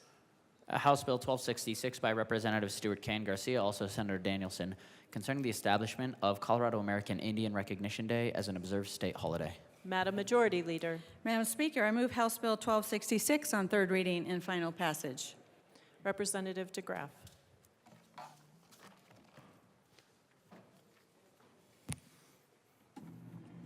Thank you, Madam Chair. I'm not opposed to, Madam Speaker, my apologies again. I'm not opposed to a day of recognition of our friends and neighbors. I am opposed to giving our friends and neighbors a hand-me-down holiday in support of an ideological agenda that I would say is going to create a lot of resented appropriation as opposed to a day of appreciation. What we're going to have is on a day, we're going to have a Colorado Appreciation Day, and then we're going to have, on those same calendars, we're going to have Columbus Day. Now, I get it that there are some that are upset that we are here as a country in general, and that Christopher Columbus sailed for Spain. But we don't look at history just necessarily as a glossing over, or, I mean, history has the good, bad, and the ugly. And we need to remember all of it. Now, when Christopher Columbus, he didn't discover America. He didn't intend to. He intended to go all the way around and get to the Indies. But he was an accomplished. He was called Lord Admiral. He was one of, if not the best, sailors. And he was praised by his crew. And we celebrated Christopher Columbus by his character, by his accomplishments, whether you like those accomplishments or not. Well, he didn't discover America. There were indigenous Americans here at the time. The continent had been discovered by Europe by the Vikings before. There's a lot of mishistory about our founding. So it's not a matter of that. So again, my opposition is because it's going to create an adversarial relationship. And I can't say that I'm not suspicious that's the intent, but I won't speak to that. So his voyage was unprecedented. He left an area that was known, where he was an accomplished sailor, and set out. It's a difficult feat now with all our equipment, and he did it.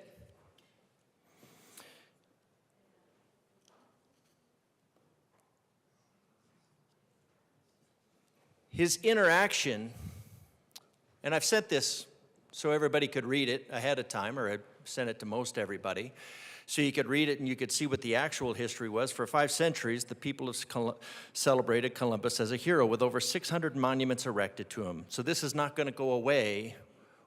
This holiday is not going to go away. This commemoration, the fact that we have a District of Columbia where our capital is, means that this is only going to be a matter of adversarial interaction. The city of Washington, D.C. stands for District of Columbia, but in recent years he's been portrayed as a genocidal villain. Over Columbus's voyages to America, he interacted with 2 tribes. First, he met on the voyage with the Taino, who referred to as the best people in the world, openly affirming a better race there cannot be. He even advocated for their full equality, citizenship, and civil rights. In fact, some of the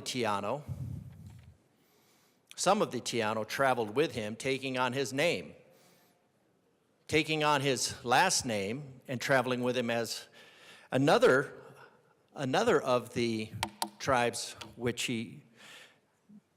they returned to, some chieftains returned to Spain, and some of them ascended into the Spanish court. So this is hardly a person of just conquest. The other tribe, the Caribs, which was the word of the Caribbeans, was a mortal enemy of the Taino, and they routinely raided the Taino, enslaving their people and cannibalizing them. They're called the Canibs as well as the Caribs. That's where we get the word Caribbean, and that's where we get the word cannibal. On his first journey, the Taino told him about these cannibalistic atrocities. Columbus was unable to investigate whether the reports were true, but he found friendly allies. He went back to Spain to bring more colonists. Because of one of his 3 ships had run aground, he had to leave a number of men behind with the Taino. When he returned, Columbus found the remains of the men and the tribe that had been cannibalized by the Canibs. And at the behest of the native allies, he set out for the Carib lands, who had attacked and killed the men of the Taino friends. Later, in one of the Carib villages, Columbus found huts where the Caribs housed and enslaved Taino women, who they raped to produce children, which the Caribs ate.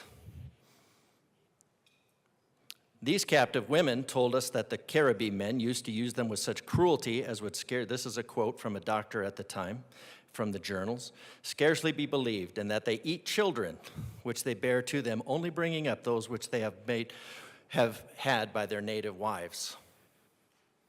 Such of their male enemies as they can take alive they bring to their homes and make a feast of them. Those who are killed in battle they eat up after the fighting is over. They claim that the flesh of a man is so good to eat that nothing is compared to it in the world. It is pretty evident for the human bones. Representative DeGraff, thank you for the overview of history. Just bring it back to the bill. Thank you. Ma'am, the bill is about paving over history.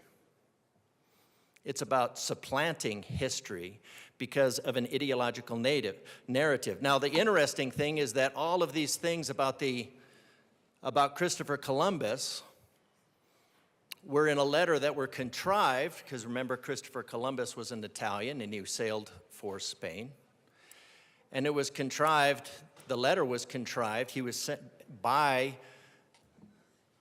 his the Spaniards with whom he sailed. And they wrote up a letter, they sent him home in shackles, and accused him of all sorts of atrocities. The king and queen of Spain, when they heard about it, brought him forward. They gave him a trial, and he was exonerated of all charges until this bill. But we are familiar in this House where somebody will be put on trial, will have a verdict declared without a trial, that they will be deprived, in this case, of their history without due process. So who was actually committing the atrocities? The Spaniards with whom he sailed, because he sailed for Spain. I think that's ironic, given the level of given the accusations leveled at him in this bill. So again, if you want to have a holiday, there's no reason to make it adversarial. This bill intentionally makes it adversarial. It's not going to be a unifying event, because you're going to have people that are going to say, well, you are doing this for the sole purpose of paving over the history of a very accomplished individual. A very accomplished individual. He was known as Lord Admiral. It's not because just because he's here. Yes, there was probably the misunderstanding. You know, history is messy, whether he discovered America. At some point, there were no indigenous Americans here as well. Whether they came over by land bridge, by sea.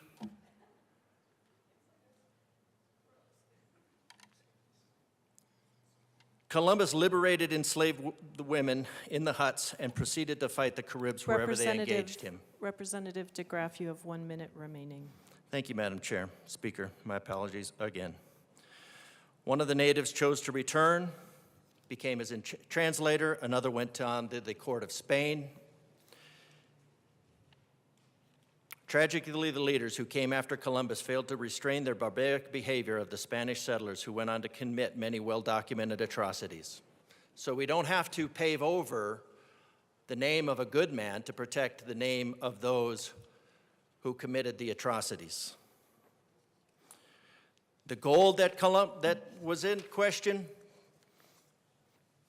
was earmarked for the liberation of Jerusalem. Columbus didn't take any. So if you want an adversary, if you want to create conflict between groups, this is a great way to do it. If you want to have a time of liberation. Representative DeGraff, your time has expired.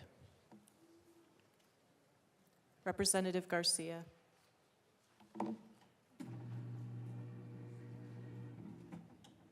Thank you, Madam Speaker. It's an honor to serve with you. It is an honor to serve with you. Members, I want to just remind us what this bill is actually about and what we're here for today. I also want to just remind us a little bit of Colorado's history, that Colorado had already eliminated Columbus Day and replaced it with Mother Cabrini Day in 2020. That is not what this bill is doing. Having this day, a day honoring and recognizing American Indians, is necessary because of our history. It's necessary to honor the resilience and ongoing contributions of American Indians.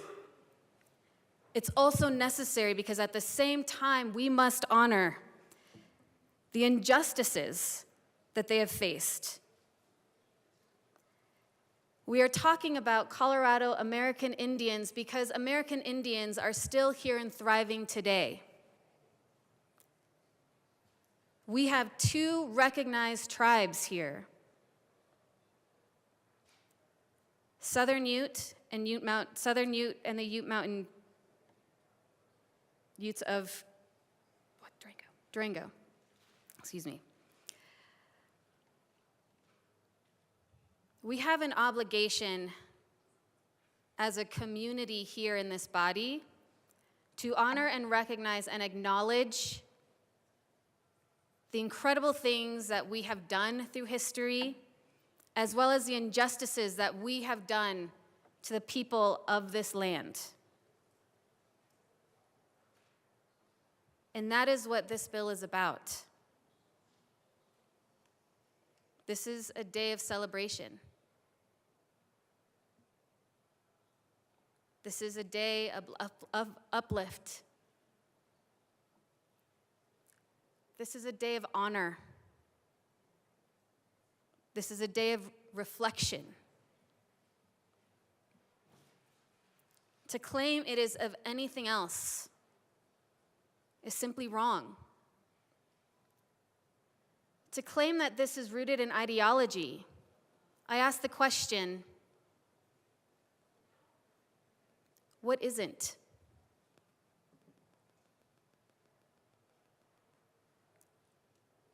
Everything we bring into this building, our own political leanings, our belief systems, are an ideology.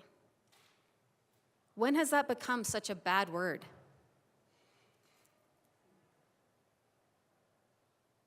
You have a liberal ideology.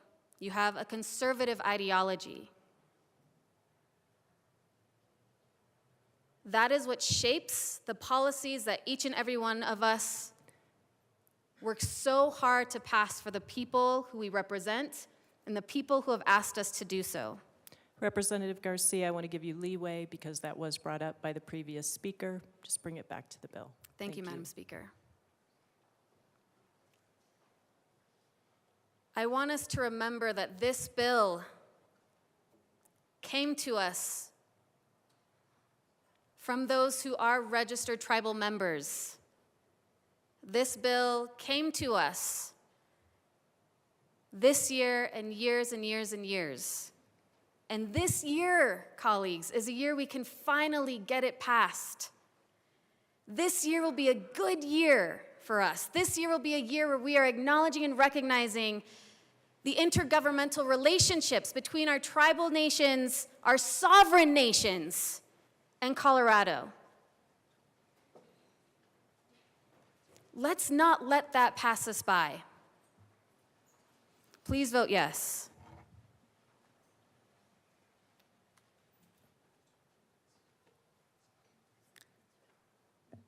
Minority Leader Puglisi. Thank you, Madam Speaker. I am first generation American. I'm Italian American. And so we can talk about Columbus Day all day long. If I was here in 2020, I would have voted against removing Columbus Day. I want to be very clear that was already done. And so for people who are saying we're erasing history, that's a separate conversation than the bill we have before us today. So I want to be very clear as to why I'm voting yes as an Italian American. It is unfortunate it happens to be the day of Columbus Day. And I wish that it could have been any other day because we would have sat down and I think voted yes and moved on. That's unfortunate. However, this was, as I understood it, stakeholdered with the tribes. This was brought forward in collaboration with the tribes. And I think recognizing, if you read the bill, what we're recognizing in this bill, I think is appropriate. And so, again, happy to have the conversation with the good representative from Adams County about what Columbus Day means to me and why I wish this was a different day. But the bill we have before us today is to honor our tribal history in Colorado, and I think that's important to recognize, and I am a yes vote on this bill. Thank you. Representative Luck?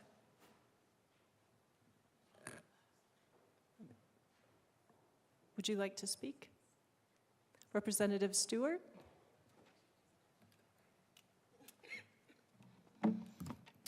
Thank you, Madam Speaker. It is an honor to serve with you. It is an honor to serve with you. I would like to thank my co-prime sponsor, Representative Garcia, for how thoughtful she's been in this process and acknowledging the Ute Ute and Southern Ute Indian tribes. Their reservations overlap with my district, and it is just so important to honor not only our land-based tribes, but also the tribes that we are, the folks with tribal affiliations throughout the state of Colorado. We have over 200,000 folks that are tribal affiliated or indigenous. And this holiday is just an important step in honoring the commitment that the state of Colorado has to building better relationships with the folks that came long before us, long before we were in this building and long before Colorado was a state. So I urge an aye vote, please, please.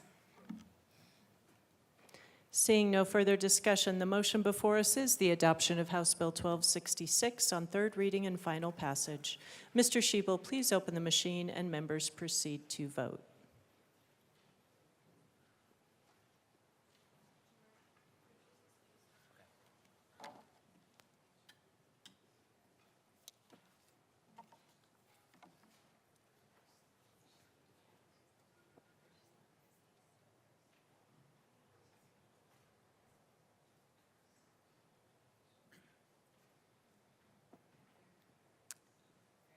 Bradfield?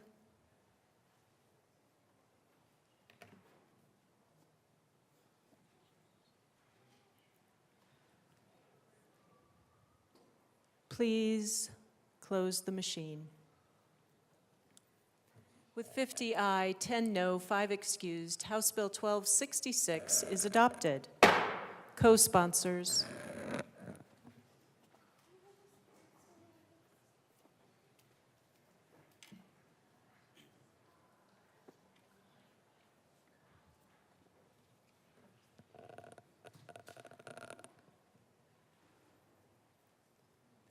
Please close the machine.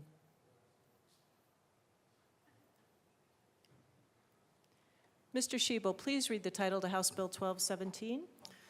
House Bill 1217 by Representative Soper and Tatone, also Senators Catlin and Roberts, concerning protections for consumers who utilize funeral services and in connection therewith, distinguishing transportation protection agreements from pre-need contracts, establishing a violation under the Colorado Consumer Protection Act and under the Mortuary Science Code for a funeral director who commits theft of a client's money, and changing the date by which an applicant must demonstrate 4,000 hours work experience to receive a provisional license.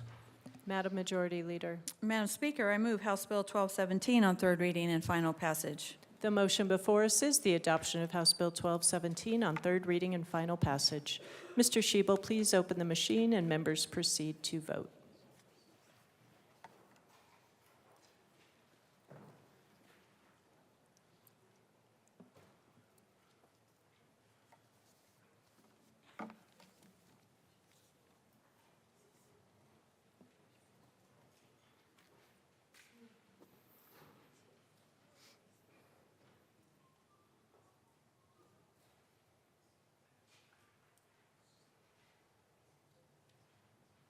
Please close the machine. With 46 aye, 15 no, and 4 excused, House Bill 1217 is adopted. Co-sponsors.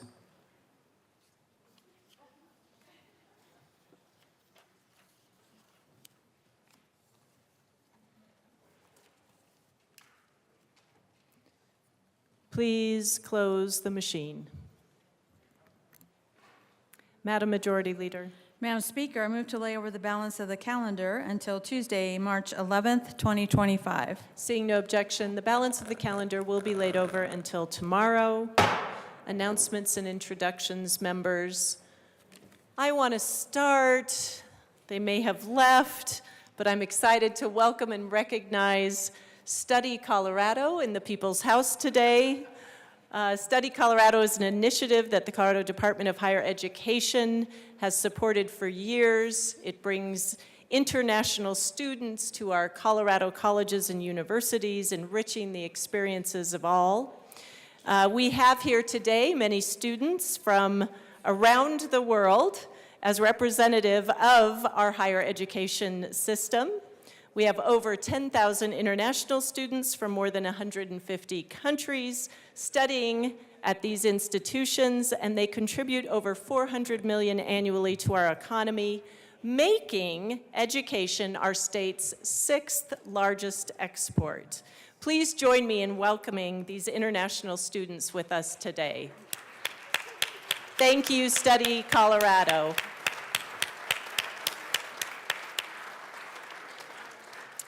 One other announcement, Representative Gilchrist will replace Representative Morrow on the House Committee on Agriculture, Water, and Natural Resources for today only. Representative Clifford. Thank you, Madam Chair. One of my favorite organizations, of which I'm a member, of the Colorado Emergency Management Agency, is having their legislative happy hour tonight between 5 and 7. You should have gotten a card on your desk. It will be at Bar None. Please join us. Thank you. Representative Johnson. Thank you, Madam Speaker. It's a joy to serve with you. It is a joy to serve with you. I would like to recognize two of my high school student groups here today from Caliche and Fleming. They drove over 145 miles, 2.5 hours, on their day off. They don't have school on Monday, to see civics in action, to see their government in action. So I just want to say thank you so much for being a part of your government, coming here to learn. If you have a chance to speak with them, please do. They're excited to be here, and I am excited to welcome them. So thank you so much, Caliche and Fleming, for showing up today.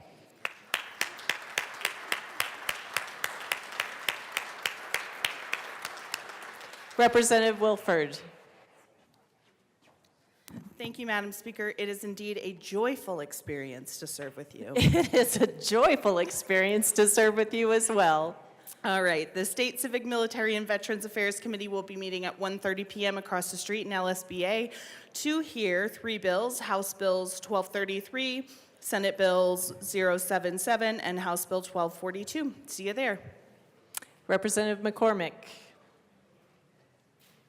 Thank you, Madam Speaker. House Ag, Water, and Natural Resources Committee will meet today at 1:30 to hear 2 bills now, House Bill 1285 and Senate Bill 140. We will need to lay over Senate Bill 015 due to one of the bill sponsors being ill today. So just those 2 bills. See you at 1:30.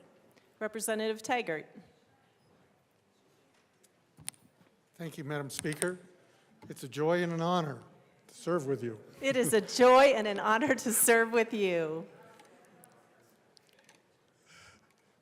I had a group of students from District 51 here earlier, but unfortunately we went a little long. I see them out there. They asked me some very good questions this morning, and I'm honored that they came 250 miles to be with us today. I also want to let you know I've been excused from being here, and I know you'll miss me tomorrow morning. Thank you. So approved. Representative Sukla. Thank you, Madam Speaker. I would just like to concur with my colleague, Mr. Taggart. It's the West Slope Youth Group, and they did come a long ways to see us. Thank you. All right. Representative Lindstedt. Thank you, Madam Speaker. House Finance will be meeting today at 1:30 to hear Senate Bill 133, Senate Bill 16, House Bill 1128, House Bill 1199, House Bill 1028, and House Bill 1274. See you then. Thank you. Representative Luck.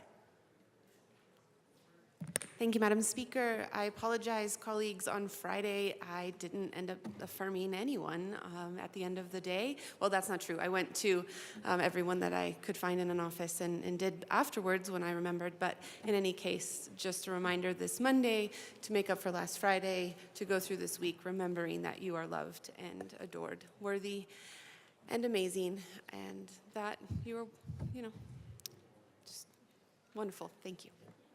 Thank you.